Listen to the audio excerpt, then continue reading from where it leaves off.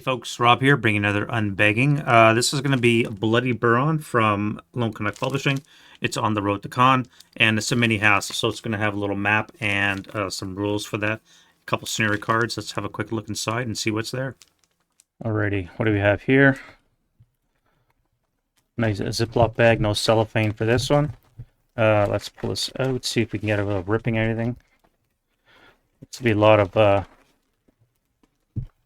Northern France action. Let's look at that last. All right, on the back.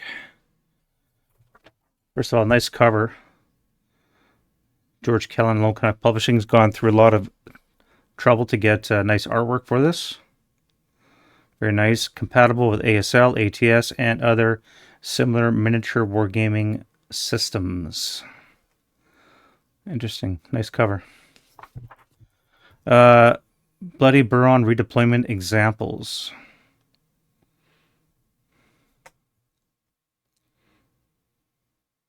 Behind the enemy FIBA, forward edge of the battle area. Being an ex-military, I guess it makes sense you would use those kind of terms. So there's some different examples that you can redeploy your units. I assume it's some kind of refit phase action that occurs.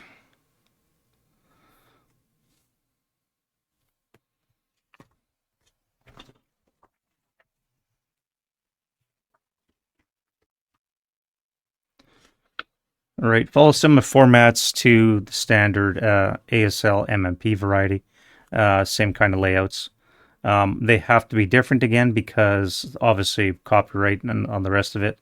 If you've been watching some of the roundtables from MMP, and Kurt has been quite vocal on this a couple of times, and understandably so.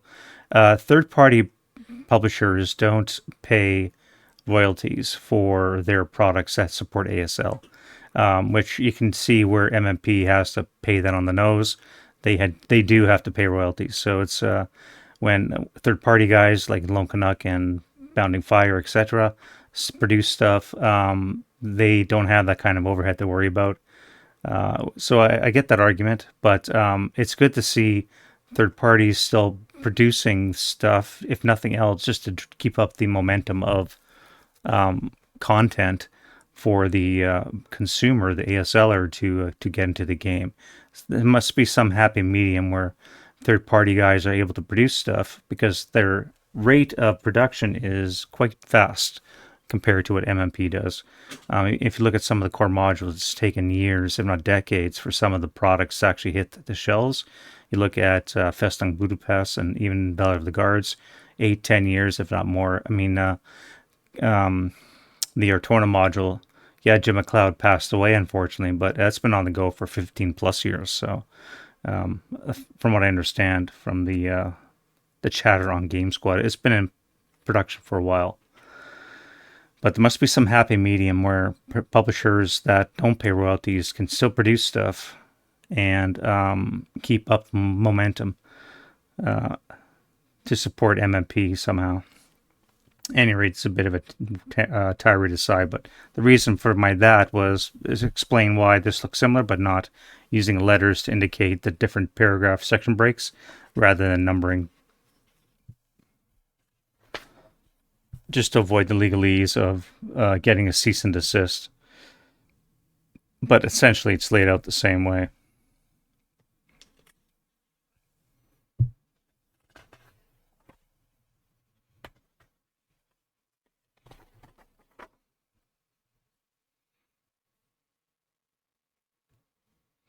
Walking Wounded again from Pegasus Bridge and A Bridge Too Far.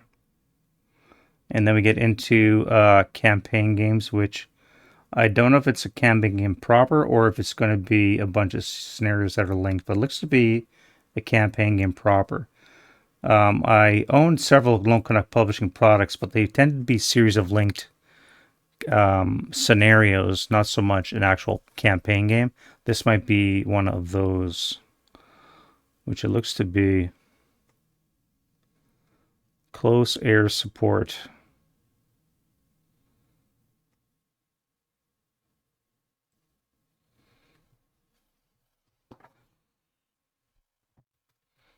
Consolidation phase. Yeah, just again the I think I can say this because I'm neither one of those two entities, third party or MMP.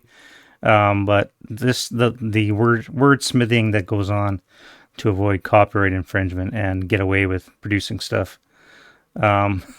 Consolidation phase rather than refit phase, but it's just funny.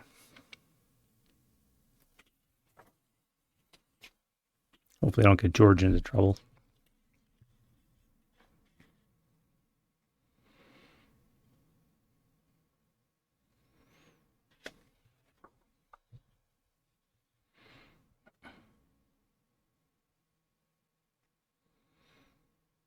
So this is actually a full-blown campaign mission, campaign study. Very nice. And we got, of course, we have a little blowout of the map. I'll show you the full map afterwards already. So it looks like most scenarios are going to be 8 turns of variable length. That tends to be the case. You have a small little village in the center surrounded by farmland.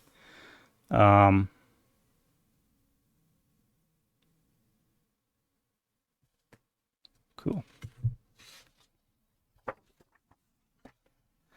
All right, so we're going to have a couple scenarios as well using the map sheet. So this takes the north half of the map sheet, 6.5 turns. George likes armor heavy engagements, of which this is one. So we're going to have 20 squads. We have 13 tanks, and there's one of the engineer vehicles as well, 2 of them anyways. And we actually have one of the mine rollers, the ones with the big flailing chains on the end. And the Germans, for their part, are kind of undermanned. They only have 10 squads themselves with a couple of pillboxes and entrenchments.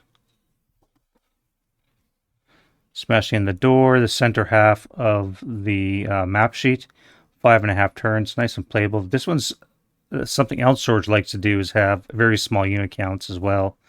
So it's either a lot of armor or small unit counters. In this case, you have 7 versus 1.5. Very, very difficult to do these kinds of things. The Germans get a single gun and 1.5 squads. Yes, they're SS, but you have 1.5 squads and a single gun to fend off against 7 Canadian squads.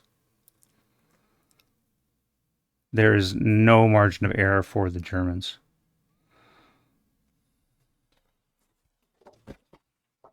Mark Hanna hates those scenarios like that. And here's another one. 7 squads versus 6. And the Canadians also get 3 tanks on top of that.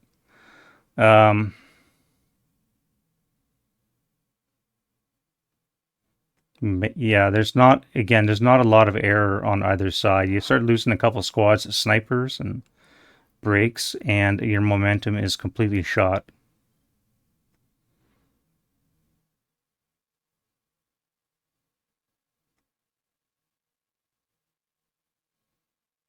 Oh, and here's an interesting SSR.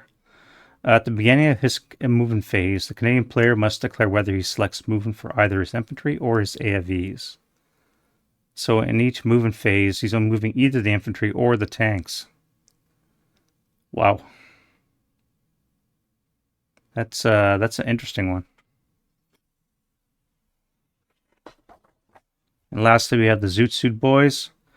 Again, fairly small numbers. You got 10 infantry and 3 tanks for the Canadians, and the Germans, for their part, have 7 infantry and 2 of the Mark 4Hs.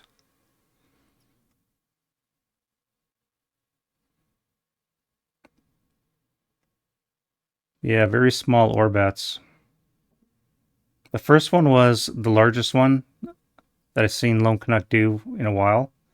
And the other 3 in this pack have a very small margins of error Orbats.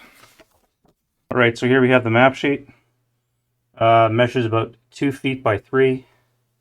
And as we said, it's primarily going to be slogging through farmland and coming into a small little hamlet.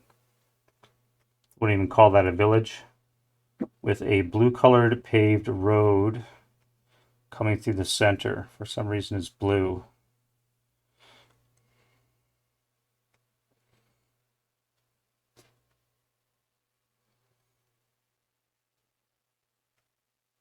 Now that church symbol, normally you have the steeple taking the place of the center point, but that kind of obscures the marker, like where do you mark the thing from? So again, just an interesting choice of symbols where that's located. You have to have the hex number, you have to have the church steeple symbol, and you have to have the hex center dot all juxtaposed together. And it looks like that one plaza, the little blue square under V27 is just that. It's kind of weird.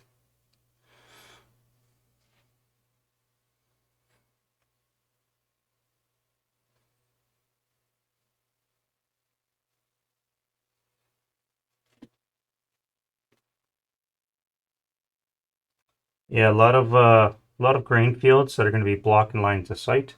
So there's going to be a lot of movement, but it's basically wide open country. So great tank country, but as you saw the scenario, there's only going to be 2 or 3 tanks per side in the whole thing. So that's Bloody Buron. A quick little look at the first step to Con with the Highland Light Infantry of Canada fighting through some farmland country against the Germans. As we said, 3 small scenarios with infantry, low numbers of infantry fighting off against each other with low margin of error, and then there's the one that actually had decent numbers with fair numbers of tanks facing off against Germans. So 4 scenarios played on the map with an actual historical campaign in there as well. Just one campaign. Not too bad. I think it's okay. I haven't looked in depth at the rules, what kind of special SSRs are in the thing here. I'll have to take a better study of that. But if you like open tank country, see what that kind of campaign results in. It's going to be maybe a good primer for the Slaughter Pawn Reed map I'm going to be getting used to playing on, because we're going to be doing that coming up in a bit. It should be interesting. Yeah, so Bloody Buron. Lone Canuck Publishing has come a long way from producing little scenario packs. Now they're doing more and more and more packs like that. Larger scenario packs. He's getting more involved into it. Again, just the wordsmithing to get around legalities. I think I can say that as a reviewer. Maybe I can't. I'll find out. It's unfortunate that MMP can't benefit in any way except the corollary action of drawing in new people because of the secondary effect of the market expanding because of third parties producing stuff, keeping the game alive, as it were. So Kurt isn't quite right by saying that. Yeah, well, won't go into that.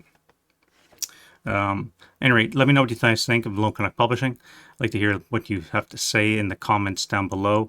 What you think of low number scenarios when you have sub 10 MMCs in a Orbat. I'm starting to agree with Marcana that it's very dicey. The one with the 1.5 squads for the Germans. Yeah, it's a 658.5 squad, but it's one squad. I mean, you get a sniper. Pinned your guy. Well, that my turn's over because my one guy that can move is now pinned. And the American or Canadian on that same scenario has to decide, does he move his tanks or his infantry. Interesting concept, but I just don't know how much fun that scenario might be. So this might be I don't know, this is a weird one. Not sure how I feel about this one. But Bloody Buron, let me know what you think. See you guys next video. Bye-bye.